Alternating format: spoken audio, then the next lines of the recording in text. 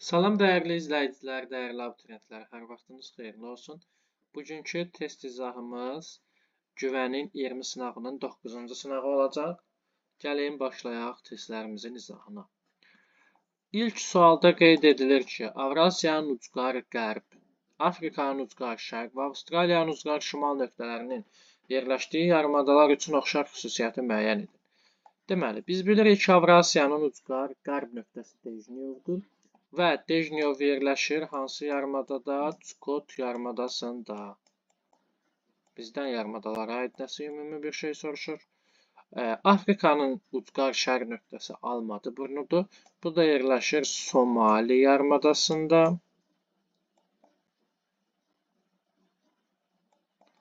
Daha sonra Avstraliyanın ucqar şimal nöqtəsi isə York burnu və bu da Cape York. Bunu bu şəkildə elə York şəklində yazıram. İndi bunların oxşar xüsusiyyətlərini deyir. Günəş ildə 2 dəfə zenitdə olur. Xeyr, baxın Çukotda günəş ümumiyyətlə zenitdə olmur. Keçid iqlim qurşaqlarında yerləşirlər. Çukot subarktik, Somali subekvatorial, Cape York subekvatorial. Bəli, baxın elə düzgün cavab olacaq B. Soyuq okean cərəyanlarının təsirinə məruz qalırlar, olmaz. Sahillərini İki okean suları yuyur. Xeyr, məsələn, Somalidə təkcə Hind okeanında olmaz. Şərq yarımkürəsində yerləşirlər. Baxaq, deməli, Somali, Çukot qərb yarımkürəsində 180 dərəcəlik meridiandan şərqdə yerləşir. Onun üçün bu da olmaz. Birinci sualın düzgün cavabı olacaq B bəndi. 2-də qeyd olunur ki, xəritə sxemə əsasən cədvəldəki doğru sıraları müəyyən edin. Baxaq. 1-də qeyd olunur ki, 1, 2 və 4 soyuq iqlim tipində yerləşirlər. Bəli, bax, bunlar düzdür. 1 yay quraq keçən soyuq iqlim, 2 ilə 4 isə qışı quraq keçən soyuq iqlim. 2, 3, 5, 6 yerləşdiyi ərazidə Kaynozoy erasının çöküntüləri üstünlük təşkil edir. 3, 5, 6. Bəli, bu ərazilərdə Kaynozoy, məsələn, baxın 6-da Neogen, digərlərində 4-cü dövr daha üstündür. Deməli, 2-də düzgün olacaq. 3-də qeyd olunur ki, 2, 3, 4 tektonik qalxma zonasında yerləşir. 2, bəli, baxın 3 xeyr, 3 kür tektonik çökməsində yerləşir. Onun üçün 3 səhvdir. 3 ilə bağlı olan Y ilə və D çıxar. 4-də deyir ki, 1, 5, 6-da yay daha quraq keçir. Baxaq. 1 yay quraq keçən soyuq, 5 yay quraq keçən mülayim isti, 6 yay quraq keçən mülayim isti. Bəli, 4 də düzgündür. Baxın 1, 2 və 4 olacaq düzgün cavab. 5-də deyir 4, 5, 6-da yağıntılar il boyu bərabər paylanır. 4, 5, 6-da xeyr olmaz. Bu təkcə Talış dağları Böyük Qafqazın cənubi yamacındadır. 5 yanlışdır. C ilə B-ni çıxarıq. Baxın 6-ya baxmağa ehtiyac yoxdur, onsuz 6 ola bilməz. 6-da deyir 1, 2, 3-də filiz mənşəlli faydalı qazıntılar gəlir. Bəli, baxın 6 düzgündür. Amma biz onu düzgün variant kimi götürə bilmərik. Çünki deməli 3 ilə 5 yanlış oldusa C, B, D, Y çıxır. Qalır düzgün cavab A bəndi. Keçək 3-cü suala. Qeyd olunur ki, daimi qar xəttindən yuxarıda yerləşən K zirvəsində atmosfer təzyiqi 580 mm civə sütunudur. Baxın 580 mm civə sütununun hündürlüyünün nə qədər olduğunu tapmaq üçün biz nə edərik? Okean səviyyəsində olarsa, normal atmosfer təzyiqindən 760-dan 580-i çıxarıq. Bu da edər 180, ona vurarıq 1800. Deməli, K-nın hündürlüyü olacaq 1800 və qar xəttindən yuxarıda yerləşir. Deməli, bu qütbə yaxın ərazidir. L nöqtəsinin zirvəsində isə 330 mm civə sütunudur atmosfer təzyiqi. Biz burada hündürlüyü hesablasaq, 760-dan 330-u çıxıb ona vursaq, bu edəcək 4300 metr. Və qeyd olunur ki, bu zirvə qar xəttindən aşağıda yerləşir. Deməli, bu ekvatora yaxın ərazidədir ki, qar xətti daha yuxarıdan keçir. Hər iki dağın şimal yarımkürəsində ətəklərinin dəniz səviyyəsində və normal atmosfer təzyiqində yerləşdiyini nəzərə almaqla, bunları biz artıq tətbiq etdik. Verilən məlumatlara əsasən düzgün fikri müəyyən edin. Hər iki zirvə eyni coğrafi enlikdə yerləşə bilməz. K qütbə yaxın, L ekvatora yaxındır. L zirvəsində qütb gecə gündüzləri müşahidə olunmaz. K-da olar. K zirvəsi şimal qütbünə daha yaxın yerləşir. Bəli. E zirvəsi ekvatordan uzaq yox, yaxın olar. K zirvəsi subtropikdə ola bilməz. Subtropikdə 1800 metrdən keçməz. 3500-4000 metrdən keçər qar xətti. Onun üçün düzgün cavab olacaq 3-də C bəndi. 4-cü sualda qeyd olunur ki, hansı ərazidə subtropik iqlim qurşağının bərabəri tövrətli iqlim tipi formalaşmışdır. Bu ancaq cənub yarımkürəsinə uyğundur. Onun üçün D, C, B, Y şimal yarımkürəsində olduğu üçün çıxarıq. Nallarvar düzənliyi Avstraliyadadır. Subtropik iqlim qurşağındadır. Amma kontinentalında A da çıxar. Baxın, La Plato balığı. Cənubi Amerikanın Atlantik sahili hövzəsində yerləşir və subtropik iqlimin bərabəri tövrətli tipinə uyğun gələcək. 4-cü sualın düzgün cavabı olacaq B. 5-də qeyd olunur ki, uyğunluğu müəyyən edin. Aha, baxın, bu nə yatağıdır? Kükürdür. Kükürd olacaq, kükürd kolçedən yəni. Toğanalı ilə Çıraqdara. Düzdürmü? B-dir. 1B-dir. 2 olacaq, cips. Ağcakənd, Tovuz, 2C. 3 deməli, civədir. Aha, baxın, Cilgəzçay və Lefçay. Aydındır. A və Y. 5 olacaq. Düzgün cavab A bəndi. 6-da qeyd olunur ki, Naska və Cənubi Amerika litosfer havalarının toqquşması səbəb olmuşdur. Baxın, bu zona subduksiya zonasıdır. Okean və materik tipli havalar toqquşur. Ant dağları yaranır. Quruda okeanda dərin çökəkliklər yaranır. Ant dağları yaranacaq, bəli. Sakit okeanda Çili perinovları formalaşacaq, bəli. Sakit okeanda vulkanik pasxa və qövsvarı aleoid. Xeyr, aleoidin buna aidiyyəti olmaz. Subduksiya prosesinin baş verməsinə, bəli. 1, 2, 4, yəni D. 5-də deyir, Taxmul Korisaba vulkanları, xeyr, bu Şimali Amerikadadır, bunun aidiyyəti yoxdur onlara. Braziliya eləsi parçalanaraq inundasiyaya məruz qalmasında aidiyyəti yoxdur, çünki bura platforma ərazisidir. Havaların toqquşması buna təsir etməz. 1, 2 və 4. 6-da düzgün cavab olacaq D. 7-də qeyd olunur ki, Ceyran çölü Acı Nohurdan fərqləndirən xüsusiyyətlər. Kür və Qəbırı çaylarının arasında qalan ərazini əhatə edir. Bəli, Ceyran çöl üçün bu xüsusiyyət uyğundur, Acı Nohur üçün yox. Neogen çöküntüləri hər ikisində olacaq.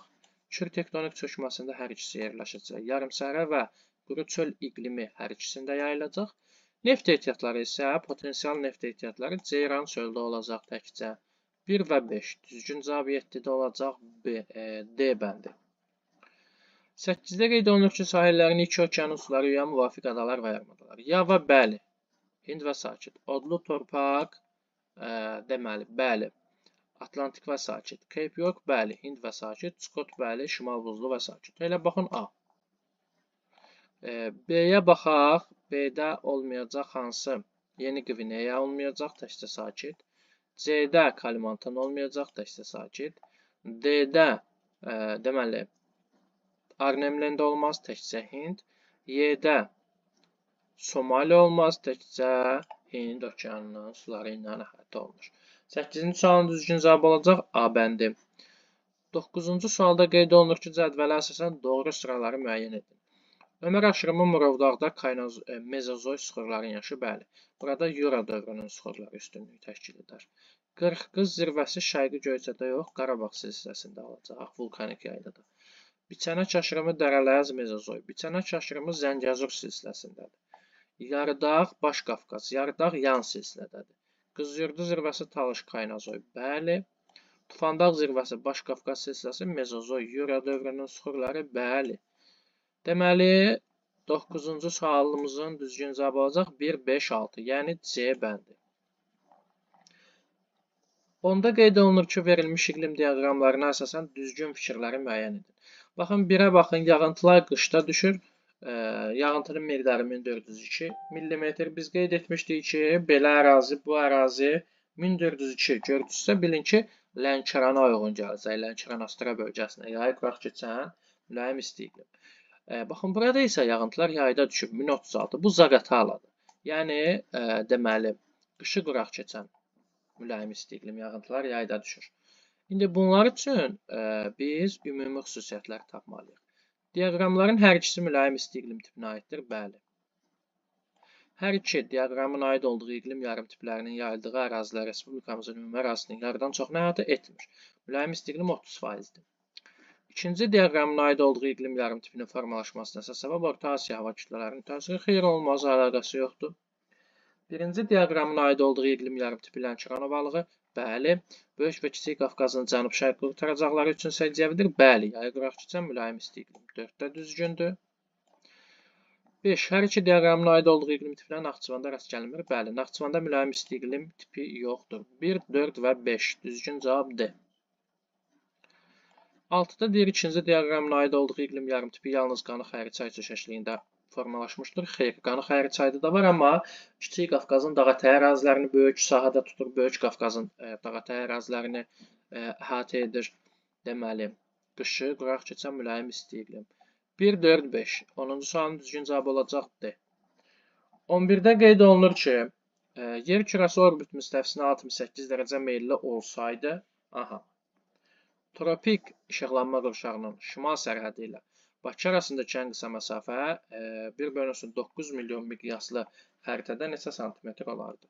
Baxın, yer kürəsi orbit müstəvisinə 68 dərəcə meyilli olsaydı, tropiklər neçə dərəcədən keçərdi? Bunu tapmaq üçün 90-dan çıxırıq 68-i. Bu edir 22 və bunu bölürük 2-yə. Deməli, tropiklər keçərdi neçədən? Yox, bax, elə tropiklər keçərdi 22-dən. Düzdürmü? 90-dan 68-i çıxarıq, tropiklər keçərdi 22 dərəcədən. Tropik işıqlanma qurşağının şimal sərhəddi, yəni 22 şimal enliyi olardı. Bakı arasında qalan ən qısa məsafə, Bakı 40-dadır. 40 ilə 22 arasında 18 dərəcə. 18 dərəcə neçə kilometr olar? Deməli, 111-ə vurarıq 1998. Və miqyasımızda 90 kilometr. 1998-i də biz bölərik 90-a, bu da edər 22,2. Düzgün cavab 11-də olacaq. Deməli, B bəndi.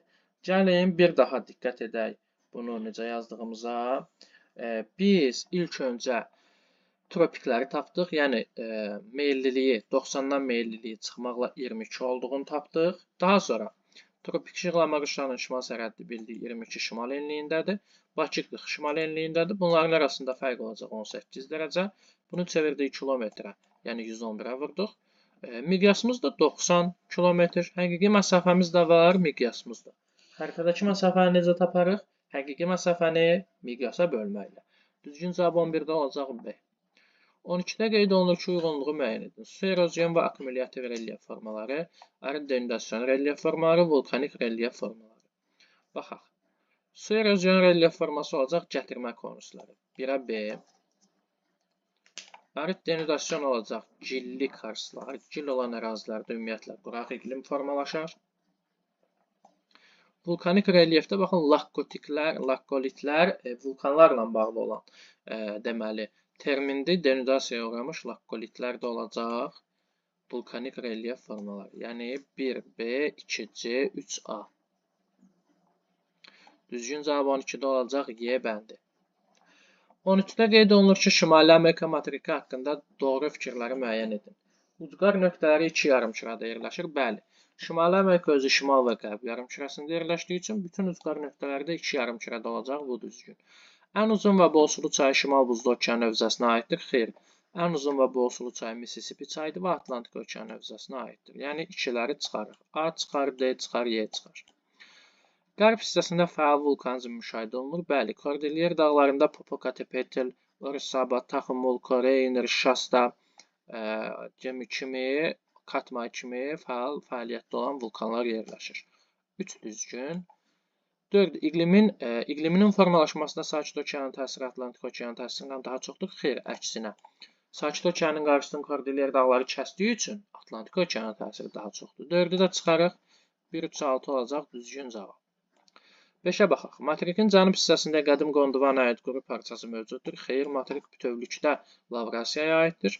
Subtropik qurşaqda Atlantik Okeanı sahilləri boyunca musson iqlim formalaşmışdır. Bəli, tamamilə düzgündür. Materikin şərq hissəsində.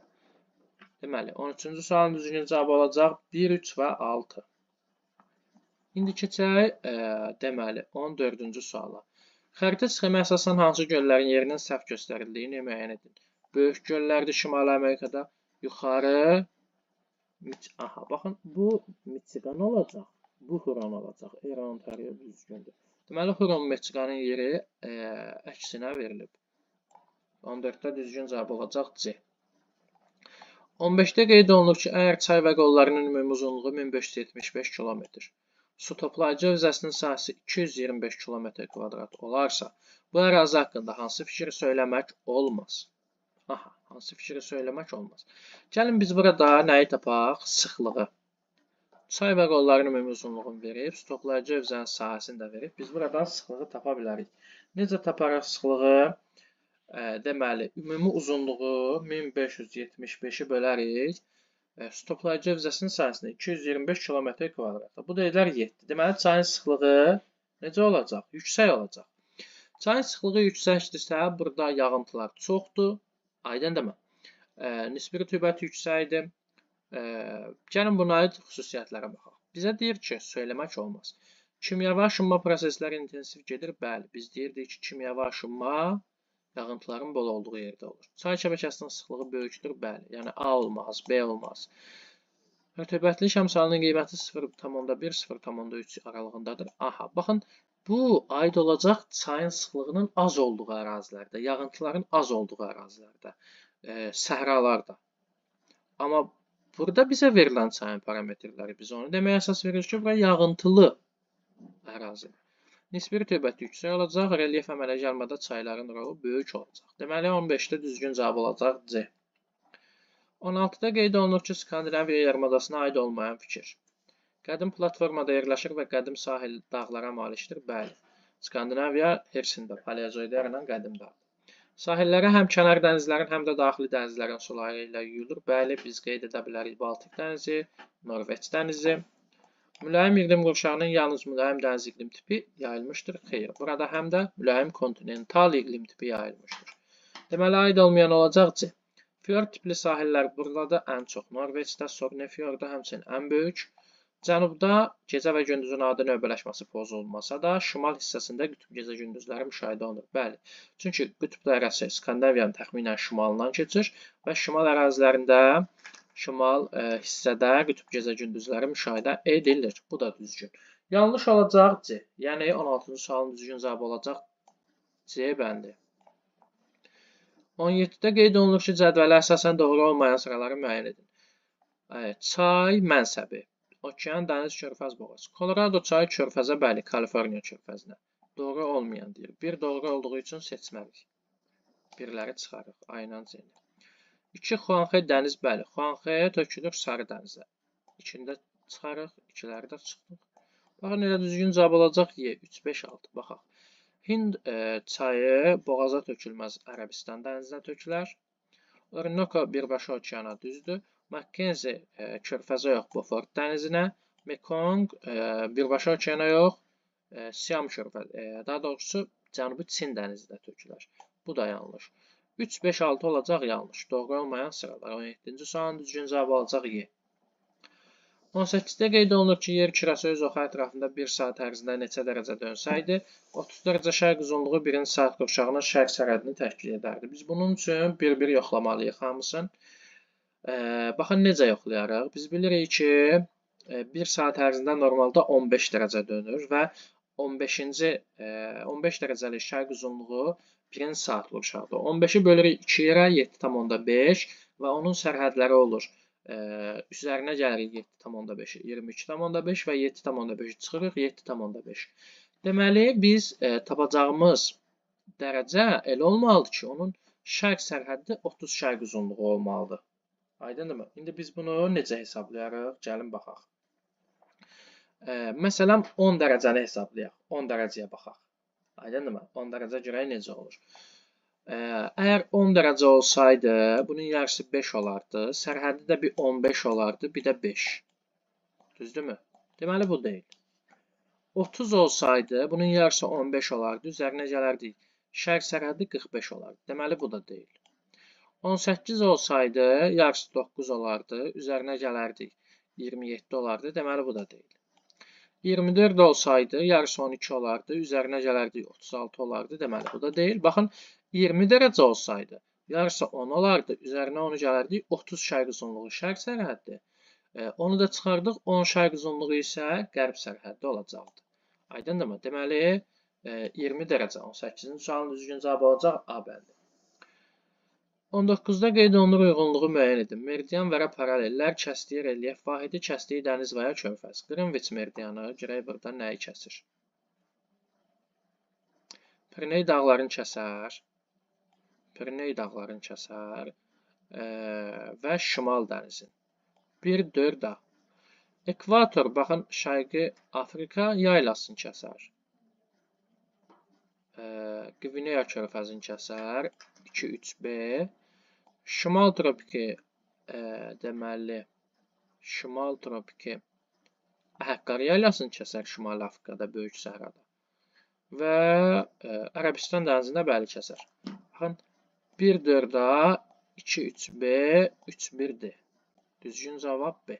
Biz bunun üçün dünyanın fiziki xəritəsini çox yaxşı bilməliyik. 20-ci sualda qeyd olunur ki, 23 sentyabr tarixində günorta vaxtı A nöqtəsində şarlı bastırılmış dirəyin kölgəsinin uzunluğu 0 metrdir. Həmin anda Cape Town şəhərində yerli vaxtla saat 6:00-larsa A nöqtəsinin Cape Town şəhərindən hansı istiqamətdə yerləşdiyini müəyyən edin. Baxın, biz bilirik ki, kölgə 0 metrdirsə, deməli günəş zenitdədir. Günəş 23 sentyabrda harda zenitdə olur? Ekvatorun üzərində. Günəş ekvatorun üzərində zenitdədir. Və günorta vaxtıdır. Aydındırmı? Deməli, təxminən günəş, baxın, ekvatorun mərkəz hissələrindədir. Həmin anda Cape Town şəhərində 34 cənub enliyi, 18 şərq uzunluğu, 34 cənub enliyi, 18 şərq uzunluğu. Deməli, yerli vaxtla saat 6, yəni günəş təzə çıxır. A nöqtəsinin Cape Town şəhərindən hansı istiqamətdə yerləşdiyini müəyyən edin. Baxın, bu istiqamətdə. Şimal olduğu dəqiqdir. Ekvatorda da 34 cənub enliyi. Bəs şərq olduğunu necə taparıq? Çünki Cape Town'da günəş indi çıxır. A məntəqəsində isə artıq deməli günorta vaxtıdır. Aydındırmı? Deməli, Cape Town şəhəri olacaq A nöqtəsindən şimal şərqdə. Aydındır? Çünki bax, saatı daha irəli olduğu üçün, baxın, yox, əksinə, baxın, Cape Town şəhəri bu olacaq. Həmin məntəqə isə, baxın, bu ərazidə olacaq təxminən. Yəni, şimal şərqdə. Çünki Cape Town şəhərində günəş indi çıxır səhərdə. Həmin məntəqədə isə günortadır. Deməli, bu məntəqə Cape Town'dan daha şərqdadır. Və şimalda olması daha bəlli məsələdir. Şimal şərq, yəni düzgün cavab olacaq 20-də A.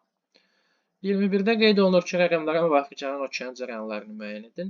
1 olar Gulf Stream, 2 olar Kanar, 3 olar Braziliya, 4 olar Bengel. 5 də qərb küləkləri. Baxaq. Gulf Stream, Kanar, Cənubi Passat yox. Gulf Stream, Kanar, Braziliya, Bengel, qərb küləkləri. Bəli. 21-ci sualın düzgün cavabı olacaq Y bəndi. 22-də qeyd olunur ki, havanın temperaturunun illik gedişatı qrafikinin aid olduğu məntəqə üçün doğru deyil. Cənub yarımkürəsindədir. Bu dəqiq məsələdir. Baxın. Cənub yarımkürəsindədir. Bəli, elə bunu çıxarıq. Hindistan yarımadasında olmaz. Çünki Hindistan yarımadası şimal yarımkürəsindədir. 22-də düzgün cavab B. Çox rahat sual idi. Havanın orta illik temperaturu 10 dərəcədən yüksəkdir. Bəli. İllik temperatur amplitudu 25 dərəcədən aşağıdır. Bəli. Mülayim işıqlanma qurşağında yerləşər. Deməli, baxaq. Mülayim işıqlanma qurşağında yerləşər. Temperatur da normaldır. 5 dərəcəyə qədər düşür. 25 dərəcə, bəli. B variantı olacaq bunun üçün doğru olmayan. Gəlin, indi keçək açıq tipli suallara. 23-də qeyd olunur ki, doğru olmayan fikirləri müəyyən edin. Ural və İordan çaylarının mənsəbi okean səviyyəsindən aşağıdadır. Ural çayı tökülür Xəzərə, İordan isə Ölü dənizə. Hər ikisi okean səviyyəsindən aşağıdadır. Deməli, bu düzgündür, götürməliyik. Eir gölü mülayim işıqlanma qurşağında yerləşir. Bəli, Eir gölü Avstraliyada cənub tropikindən aşağıda, yəni mülayim, cənub mülayim işıqlanma qurşağında yerləşir. Avstraliya materikindən Sakit okeana tökülən çayların düşməsi çox kiçikdir. Sakit okeana tökülən çaylar əsasən böyük su ayrıcı dağlarından töküldüyü üçün düşməsi nisbətən böyük olar. Deməli, bu yanlışdır, götürərik. Amudarya və Sırdərya çaylarının qidalanmasında qar və buzlaq suları fəal iştirak edir. Bəli, bu da düzgündür, götürməliyik. Niger çayının hövzəsi 3 yarımkürədə və 2 işıqlanma qurşağında yerləşir. 3 yarımkürədə yerləşər, çünki Greenwich kəsir Niger çayını, amma 2 işıqlanma qurşağında yerləşməz. Baxın, bu xəritəyə təxminən Niger çayı bu ərazidədir. Yəni, tropikdən kənardadır. Onun üçün təkcə tropik işıqlanma qurşağında yerləşir. Yəni bir işıqlanma qurşağında. Bu da yanlış olduğu üçün götürək. Nyasa gölü Afrika platformasının tektonik sınmasında, Tanganika gölü isə əyilməsində. Xeyr, Tanganika da sınma zonasındadır. Deməli, bu da yanlışdır. 23-cü sualda düzgün cavab olacaq 3, 5, 6. Yəni, doğru olmayan fikirlər. 24-də qeyd olunur ki, sxemdə M nöqtəsinin mütləq hündürlüyü 1275 metr, L nöqtəsinin mütləq hündürlüyü isə 2125 metrdir. K-dan N-ə axan çayın uzunluğu 680 km olarsa, bu çayın orta meyilliyini hesablayın. Hesablayaq. Baxın, M, L arasında 1275, 2125. Bunu hesablayaq. 2125-dən çıxaq 1275-i. Bu edər 850. Arasında 2 horizontal, 1 horizontal, yəni 2 aralıq var. Yəni bunu bölərik 2-yə kəsməni tapmaq üçün. Bu edər 425. Deməli kəsməmiz olacaq 425 metr. Bizə deyir ki, K-dan N-ə axan çayın uzunluğu 680 km-dir. Bu çayın orta meyilliyini hesablayın. Gəlin K ilə N arasında olan hündürlüyü tapaq. Baxın, 1, 2, 3, 4 ara var. Yəni, kəsməni 425-i vurmalıyıq 4-ə. Bu edəcək 1700 metr. Deməli, 1700 metr fərq var. Çayın uzunluğu isə 680 km-dir. Bölünsün 680-ə. Baxın, meyilliliyi belə tapmırdıq. Metr bölünsün kilometr. Yəni, 1700 metr bölünsün 680 kilometr. Çayın uzunluğu, daha doğrusu çayın düşməsi bölünsün uzunluq. 1700-ü də biz 680-ə bölsək, edəcək 2,5 metr bölünsün kilometr. 2,5 metr bölünsün kilometr. Aydın oldu. 24-cü sualın düzgün cavabı. 25-də qeyd olunur ki, Qərbi Sibir düzənliyinin Qərbi Avstraliya yaylasından fərqli xüsusiyyətləri. Qərbi Sibir düzənliyi Rusiyada, Qərbi Avstraliya yaylası Avstraliyada. Yalnız bir ölkənin ərazisində yerləşir, hər ikisi üçün oxşardır. Neft və qaz ehtiyatları ilə zəngindir, bəli. Qərbi Sibir, bəli. Qərbi Avstraliya yox. Cavan platformada yerləşir, bəli. Cavan platformalar hansılar idi? Qərbi Sibir, Turan, Qafqaz. Ərazisindən axan çaylar yalnız bir okean hövzəsinə aiddir. Qərbi Sibir düzənliyinin Qərbi Avstraliya yaylasından fərqli xüsusiyyətləri. Bu hər ikisinə aid olar. Seismik cəhətdən daha sabitdir. Hər ikisi geniş bataqlıqlara malikdir. Qərbi Sibir. Bu ərazilər deməli biz qeyd edirdik ki, rütubətlənmə əmsal vahiddən böyük olduğu üçün Sibir ərazisində bataqlıqlar geniş yayılırdı. 25-ci sualın düzgün cavabı olacaq 2, 3 və 6. 25-ci sualın daha doğrusu. 26-da qeyd olunur ki, Qırmızı dəniz, Ədəm və Benqal körfəzlərinin hər birinin 5 litr suyu buxarlandırılmışdır. Qırmızı dəniz, Ədəm və Benqal körfəzlərinin hər birinin 5 litr suyu buxarlandırmışdır. Baxın, yazırıq Qırmızı dəniz, Ədəm və Benqal. Bu buxarlandırılma nəticəsində Ədəm körfəzindən alınan duzun miqdarı Qırmızı dənizdən alınan duzun miqdarından 25 qram daha az, Benqal körfəzindən alınan duzun miqdarından isə 25 qram daha çoxdur. Benqal körfəzinin duzluluğunu hesablayın. Biz burada Qırmızı dənizin duzluluğunu hesablaya bilərik. Çünki Qırmızı dənizdə biz bilirik ki, 1 litr suda 42 promil duz var. Yəni, 5 litrdə isə necə taparıq? 5-i 42-yə vurarıq. Bu edər 210. Deməli, Qırmızı dənizdə olacaq duzun miqdarı 5 litrdə 210 qram. Deyir ki, Ədən körfəzindən alınan duzun miqdarı Qırmızı dənizdən 25 qram azdır. 210-dan çıxarıq 25-i. Bu edər neçə? 185. 185 oldu Ədəndə. Düzdür, 185 qram. Və bizə deyir ki, Benqalda isə Ədəndən 25 qram azdır. Yəni, 185-dən də 25-i çıxarıq. Bu da edər 160 qram. 5 litrdə, baxın, bu qədər olacaq. Və bizə deyir ki, Benqal körfəzinin duzluluğunu hesablayın. 5 litrə 160 qramdırsa, 1 litrə nə qədər olar? 160-ı bölərik 5-ə. Deməli, və 160-ı da 5-ə böləndə edəcək 32 promil. Deməli, Benqal körfəzinin duzluluğu 32 promildir. Aydın oldu, biz Qırmızı dənizin orta duzluluğun 42 promil bilirik də ən çox buradadır olduğunu bildiyimiz təqdirdə bunun çox rahat düzgün cavabını tapa bilərik. Aydın oldu mu? Keçək 27-ci suala. Ross dənizi, Beaufort dənizi. Ross dənizi Sakit okeanda, Antarktida sahillərində yerləşir. Beaufort dənizi isə Şimali Amerika sahillərində, Şimal Buzlu okeanda. Burada indi bir şey qeyd edeyim. Bu testlər daha əvvəl tərtib olunduğu üçün burada Ross dənizi Sakit okean götürülür, amma hazırda isə artıq Cənub okeanı hesab olunur Ross dənizi.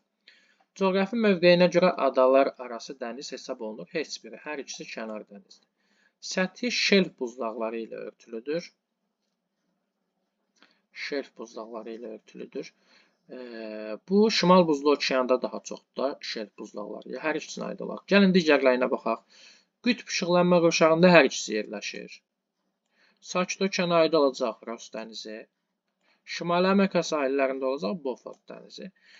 Səthi şelf buzlaqları ilə örtülüdür. Bunu ikisinə də götürə bilərik. Hər ikisinin səthi şelf buzlaqları ilə örtülü olacaq. Çünki ikisi də qütb işıqlanma qurşağında yerləşir. 1D, 2CB, 3Y. 1D, 2Y, 3CB. Gəlin, indi isə keçək situasiya üzrə olan tapşırıqlara. Qeyd olunur ki, okeanda tədqiqat işləri aparan gəminin ekipajı exolotdan istifadə edərək A və B çökəkliklərinə doğru səs siqnalı göndərdi. Bu səs siqnalları müvafiq olaraq 14 və 13,6 saniyəyə geri qayıtdı. Aha, baxın, elə 28-də deyir A və B çökəkliklərinin dərinlikləri arasındakı fərqi hesablayın. A çökəkliyi, B çökəkliyi. Gəlin, bunların dərinliyini hesablayaq. Exolotdan biz bilirik, 1 saniyə 1500 metr yol gedir, düzdürmü? 14 saniyəyə gedib qayıdırsa, deməli 14-ü birinci bölərik 2, eləyər 7 və 7-ni vurarıq 1500-ə. Bu edəcək 10500 metr. A, yəni 10500. B-də isə 13,6-nı biz bölərik 2-yə və daha sonra vurarıq 1500-ə. Bu da edər 10200.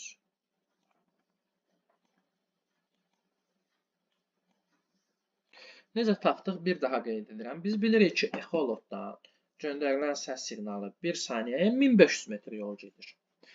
Bizə deyir ki, səs siqnalı göndərmişik 14 saniyədən sonra qayıdıb. Yəni 7 saniyəyə gedib, 7 saniyəyə qayıdıb. Onun üçün 14-ü böldük 2-yə. Sonra 1 saniyəyə gedəcəyi yola vurarıq 1500-ə. 13,6-nı da həmçinin. İndi bizə deyir, A və B-nin arasındakı dərinlik fərqini hesablayın. A-dan B-ni çıxarıq, 300 metr olacaq. 28-ci sualın düzgün cavabı olacaq 300 metr. 29-da qeyd olunur ki, bu çökəkliklərin yerləşdiyi okean. Baxın, 10 mindən dərin olan çökəkliklər demək olar ki, biz qeyd edirik, Sakit okeanda yerləşir. Çünki Sakit okeanda hansı proses olurdu? Subduksiya prosesi. Və nəticədə dərin sulu okean növləri əmələ gəlirdi. Yəni, materik və okean tipli tavalar toqquşurdu. Deməli, bir olacaq Sakit okean. Və bu okeanın şərq sahilləri bu hərəkətdən soyuq okean cərəyanlarını müəyyən edir. Sakit okeanın şərq sahilləri Şimali Amerika və Cənubi Amerikanın qərb hissəsidir. Buradan, Cənubi Amerikadan, məsələn, Peru soyuq cərəyanı keçir. Şimali Amerikadan hansı keçər? Məsələn, Kaliforniya. Aydın oldu. Kaliforniya. Deməli, 29-cu sualın düzgün cavabı olacaq Sakit okean, bir də Peru və Kaliforniya cərəyanları 2-də. 30-da qeyd olunur ki, cədvəldə verilmiş adalar və boğazlardan hansılar bu çökəkliklərin yerləşdiyi okeanda yerləşir, yəni Sakit okeanda. Kuba Atlantik okeandadır, aid olmaz. Şri-Lanka Hind okeanında aid olmaz. Havay, bəli, Havay Sakit okeandadır. Falkland Atlantik olmaz. Filippin, bəli, Sakit okeandadır. Şpitsbergen Şimal Buzlu okeana aid olmaz. Boğazlara baxaq. Polk boğazı, Hind okeanı, Hindistan, Şri-Lanka arasında olmaz. Tayvan, bəli, Sakit okeanda, Tayvan adası ilə Asiya arasında. Hörmüz olacaq, deməli, Hind okeanında, İran körfəzi ilə Hind okeanı arasında. La Manche Atlantik okeanda, Cəbəl Tariq Atlantik okeanda. Tatar boğazı bəli olacaq. Saxalinlə Sakit okean arasında olan boğaz. Daha doğrusu Saxalin adası ilə Asiya qitəsi arasında olan boğaz. Deməli, 1-ə aid olacaq Havay adaları və Filippin adaları. 2-yə aid olacaq, boğazlara aid olacaq Tayvan və Tatar boğazları. Deməli, 9-cu sınağın da sonuna gəldik. Dinlədiyiniz üçün təşəkkür edirəm. Növbəti dərslərimizdə növbəti sınaqların izahını sizlərə təqdim edəcəm.